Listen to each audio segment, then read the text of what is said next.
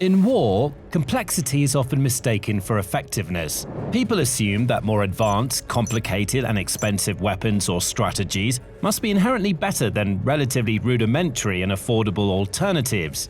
Yet, history has proven that the most decisive of victories can come from the simplest of ideas. Ukraine has demonstrated this concept time and time again throughout its war with Russia. While Moscow has poured billions into desperate dead-end projects that were destined to disappoint, like missiles that fail to fire and fancy fighters that never get off the ground, Kyiv has made far more efficient use of improvised tactics and quite basic systems. And it just unleashed arguably the most basic of them all, a stupidly simple fence post bomb that has sent Russian troops into a state of absolute panic as they realize the terrifying truth: there's nowhere left for them to hide. We don't know the name of this bomb, but we do know that pictures of it have started to spread like wildfire across Russian social media channels. Those images show a new type of Ukrainian drone bomb with tail fins at one end and a sharp metal point at the other end, similar to the sort of ground spikes you might find at the bottom of fence posts to help them dig into the ground. It doesn't take a military expert to work out exactly what this bomb is designed to do. It's a penetrator, with a spiky end designed to shred through structures and allow it to enter buildings or dig down into the ground before it actually explodes. It's an incredibly simple device. All Ukraine has really done is take the standard sort of bomb that an unmanned aerial vehicle (UAV) would be able to drop and stick a metal spike on the end. The cost to produce something like this would be incredibly low, and it wouldn't be difficult at all to make these bombs in mass quantities. Yet, despite the basic nature of this munition, Russian military bloggers are believed to be extremely concerned about the threat it poses. And it's not hard to understand why. As Ukraine's drone army has evolved, the front lines have become increasingly lethal locations for Russian soldiers. They constantly have to scan the skies for any signs or sounds of UAVs headed their way, knowing that their lives might end in an instant. Indeed, many of these soldiers are lucky to survive a single week in the frontline kill zones, and in some of the deadlier areas, life expectancies are measured not in days or even hours, but minutes. As a result, Russian troops have had to adapt. They've had to find ways to increase their odds of survival in these deadly areas. In locations where they're able to exert some level of territorial control, they've managed to set up anti-drone measures such as nets, wire cages, and steel mesh coverings across roads and trails. This makes it easier for them to get from place to place or even use vehicles without the fear of a Ukrainian drone being able to easily strike them or drop bombs from above. In other areas, however, Russian squads are forced to simply hide and hope for the best. As they move towards their next objectives, assault teams have learned to conceal themselves with blankets or take cover beneath trees or among foliage, praying that they won't be spotted. Sometimes this works, often it doesn't, as many Ukrainian drones are equipped with thermal cameras that make Russian soldiers easy to spot, even when they think they're hidden. However, if the Russians are able to make it to towns or villages in one piece, they often take shelter in local basements and bunkers. Indeed, there have been numerous reports in recent years of small Russian teams sneaking into Ukrainian settlements, hiding out underground, and biding their time before launching a surprise attack. We've also seen Russians construct bunkers with sturdy log roofs, with up to a foot of dirt on top to absorb blasts and shrapnel. It's been difficult for Ukraine to deal with these kinds of tactics. Even if its forces figure out where the Russians are taking shelter, they may have to use multiple drones and bombs to destroy their subterranean hiding spots. This takes time, potentially giving the Russians the opportunity to strike back or get away. Alternatively, Ukraine can send its own assault teams to breach the basements and bunkers, but that tactic presents a certain level of risk. It involves Ukrainian soldiers having to put their lives on the line, which is something that the country's commanders try to avoid whenever possible. The fence post bomb, however, changes the game. Thanks to its spiked base, this bomb has the potential to quite easily pierce the likes of anti-drone nets and mesh, as well as slice through cellar doors or bunker roofs. There's nothing new about this concept. In fact, penetrating bombs or bunker busters have been around for almost a century. Some of the earliest examples were seen during the Second World War. The German Luftwaffe, for example, developed a series of rocket-propelled armor-piercing bombs to use against ships and fortified targets. Around the same time, The British engineer Barnes Wallis, inventor of the bouncing bomb, came up with two separate bunker buster designs, the 5-ton Tall Boy and the 10-ton Grand Slam. These so-called earthquake bombs were fitted with tail fins that allow them to spin as they fell and pick up great speed before striking the ground and blasting through hardened surfaces. In the 1980s, the United States revived the bunker buster concept, creating the 2,000-pound, 900-kilogram Blue 109, which eventually paved the way for the development of the significantly larger Massive Ordnance Penetrator, MOP, a 30,000-pound, 14,000-kilogram beast of a bomb with the ability to penetrate several hundred feet of ground or several dozen feet of reinforced concrete before exploding. While their designs and capacities have varied quite widely over the years, penetrating bombs have always exhibited the same core features that separate them from standard or general-purpose munitions. Firstly, they tend to have narrow, elongated designs that help them pick up speed in the air, along with some sort of spiky or streamlined nose that's designed to help them dig into the ground or plow through fortified materials. They're also usually reinforced to withstand the moment of impact without breaking apart or exploding immediately. Many also come with delayed action fuse systems, which ensure that the bomb only detonates after it's successfully broken through the protective layers surrounding its true target. While it may look incredibly basic compared to the likes of the Blue 109 or MOP, Ukraine's fence post bomb followed these same core design principles. It has the same reinforced design and the same penetrating nose. Forbes took the time to investigate the available images of the bomb more closely. They noticed that one picture shows a Tolson 300mm hacksaw, which they used as a frame of reference to understand how big the bomb was. From this, they concluded that the spiky end is most likely either taken from or based on the spikes seen on standard 100mm fence posts. However, there are a couple of key differences.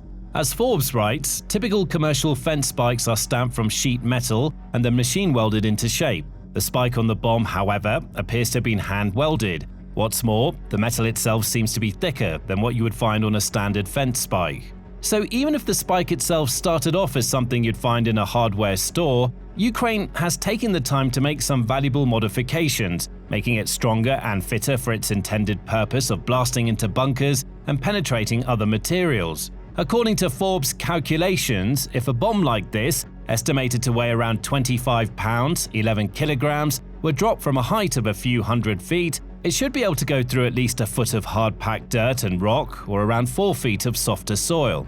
And there's already clear evidence that this bomb does exactly what it needs to do. A video was shared online showing the fence post in action. It quite clearly shows this exact same bomb, albeit with different colored tail fins, being dropped from above inside a building where Russian soldiers may have been hiding at the time. We see the bomb strike the ground, but it doesn't explode right away. There is clear evidence that, just like other bunker busters, the fence post is fitted with a delayed fuse, which gives it time to penetrate and reach its target before going off. Several seconds after being dropped, the bomb explodes, and the blast is strong enough to deal significant damage to the surrounding structure.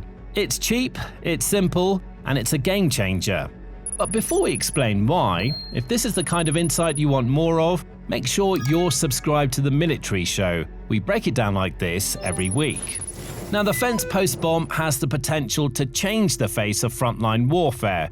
Up until this point, the Russians had been able to secure certain supply lines and hold down patches of land with the aid of their anti-drone measures and fortifications. Ukraine was able to attack these locations, but the efficiencies of those attacks was always limited. Many drones and bombs were wasted as they collided with nets, mesh, or bunker roofs, rather than striking the targets that mattered most, like Russian soldiers, vehicles, and other assets. This new bomb, however, solved those problems on its own. Now, it doesn't matter how many anti-drone nets and fences Russia erects, a fence post bomb can plow straight through them. The Kremlin's shields will provide no protection against this explosive addition to the Ukrainian arsenal. And that's not all. In the past, Ukraine would have had to drop several bombs on the same spot just to break its way into a bunker. Not only was that a wasteful and time-consuming endeavor, but it also meant that the Russians were given ample warning and could quite easily flee before their defenses were breached. The fence post doesn't give any warning whatsoever. It doesn't allow the Russians to have any sort of head start. In a single strike, it can wipe out entire teams of troops blasting through bunker roofs and causing entire structures to collapse around their inhabitants before they even realize what hit them. Even the best protected dugouts will struggle to survive a precision fence post strike. And the best part is that Ukraine already has the drones it needs to deliver these munitions. For years, Kyiv's forces have been using the likes of the Vampire heavy bomber drone, as well as other models like the Kazan, Heavy Shot, and the Nemesis. While their names and technical specifications may vary, they all essentially do the same thing, transporting bombs into the battlefield and striking the enemy from above, giving them minimal time to react or take evasive action. Some can even drop 33-pound, 15-kilogram payloads on targets up to 10 miles or 16 kilometers away. Russian troops have a general name for all these drones, Baba Yaga, the legendary child-eating witch of Slavic folklore. For many of these soldiers, Baba Yaga bombers are arguably the most frightening thing they can encounter on the battlefield. Even the buzzing sound of a Baba Yaga drone in the area is enough to send a chill down the spine of the most hardened Russian soldier because they know what these drones are capable of. At least in the past, however, those soldiers could find some sort of comfort or peace of mind if they were able to enter a bunker or take cover under some anti-drone mesh. Now, that comfort is gone, because the next Baba Yaga drone they see might not be carrying a standard mortar bomb or anti-tank mine. It might instead be moments away from dropping a fence post directly on their heads, which will easily cut through whatever defenses are in its way. That includes mesh, nets, soil, foliage, and more. What's more, many of Ukraine's bomber drones are equipped with smart bomb-aiming software, which allows them to hit targets that are on the move, like trucks and other vehicles. So, even if the Russians realize that bombers are headed their way and attempt to flee, either on foot or with the aid of whatever vehicles they can find, they still won't be safe. And this shows how important heavy bomber drones have become at this stage of the war and have been described as the unsung heroes of the front lines. This is because so many news reports and headlines tend to focus on first-person view kamikaze drones and smaller quadcopters, which are designed to simply fly straight into their tanks and explode on impact. These are the exact types of drones that Russia has increasingly focused on throughout its military campaign against Ukraine, with its factories churning out thousands upon thousands of FPV drones for frontline operations, while long-range strike drones are launched against Ukrainian towns and cities. Ukraine, too, has built up an army of FPV drones, but has also taken the time to diversify and explore other options, like bombers. The beauty of these drones is that, unlike their one-way kamikaze counterparts, they can be reused. A single drone can conduct numerous sorties, delivering several dozen pounds of explosive payloads to frontline locations before flying back to base for a resupply.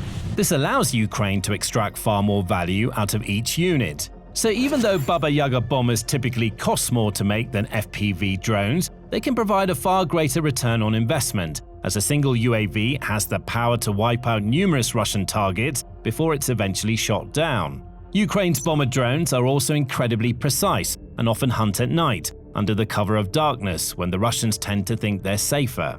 Assault teams often move from house to house after the sun is set, quietly confident that the enemy's drone pilots won't be able to see them as they slip among the shadows. But Baba Yagas have the power to see through the darkness and take out their targets with astonishing ease. There have been reports of these drone bombers taking out trucks, troop concentrations, bunkers, command posts, and even air defense systems. And according to some estimates, these drones may inflict even greater losses on the Russian war machine than regular FPV UAVs. It's no surprise, therefore, that Ukraine continues to invest heavily in them. Today, it produces and procures more heavy bombers than ever before, and, as the fence post bomb shows, it's finding even greater ways to use them, nullifying Russia's defenses and giving the enemy an even more fearsome prospect to face in the weeks and months to come. The long-term implications of this could be enormous. With this new weapon, for example, it may become significantly harder for Russian assault teams to capture and hold ground. It's already incredibly difficult, which is why so many Russian soldiers are dying and why the Kremlin's war machine is stalling or even regressing in many areas. But at least in the past, when Russian troops managed to infiltrate a settlement, they could set up some defenses that would give them a realistic chance of digging in and defending their location, using it as a springboard for further gains. The fence post bomb makes all of that impossible. Now, even if Russia manages to move into a settlement and set up some bunkers or dugouts, all Ukraine has to do is send in a few of its fence post bombs to either wipe them all out or force the survivors to retreat. This in turn could open up new opportunities for Ukraine to make its own territorial gains. And this appears to already be happening, as Russian soldiers have taken to Telegram to share numerous reports of Ukraine's new drone bombs blasting through their shelter roofs and threatening locations that were once deemed relatively safe. It's important to note too that the fence posts could be used elsewhere, away from the front lines. Ukraine could decide, for example, to deploy its bargain bunker busters to target pieces of infrastructure that Russia has tried to fortify. They could be dropped on the likes of oil terminals, ammunition depots, hangars, warehouses, and command posts. Places that have in the past proven resilient against one-way strike drones may not be able to withstand the deeper and deadlier impacts of these penetrating bombs. And Ukraine is already said to have begun mass production of these munitions. It may be only a matter of time until we see dozens, if not hundreds, of bunker busters wiping Russian targets off the map with unprecedented efficiency. This is what Ukraine does best. It doesn't need billions of dollars of budget. It doesn't need the world's greatest military technologies. It's proven, and continues to prove, that it's more than capable of outmatching, outperforming, and outthinking its enemy, using relatively simple ideas to incredible effect. There's nothing groundbreaking about the fence post bomb. It looks crude compared to the sort of slick munitions used by the world's major military powers, and it certainly can't cost much money to make. Yet, it's already proving to be dramatically more effective and impactful than far more complex and costly alternatives, demonstrating once again that sometimes in the battlefield, the simplest ideas are the smartest. Now, you can learn even more about how Ukraine is gaining momentum and steamrolling Russian forces along the front lines in this video. Or check out this video to see how Kyiv's forces are paving the way towards a complete liberation of Crimea after more than 10 years of Russian occupation in the region. And finally, don't forget to subscribe to the Military Show for more content just like this.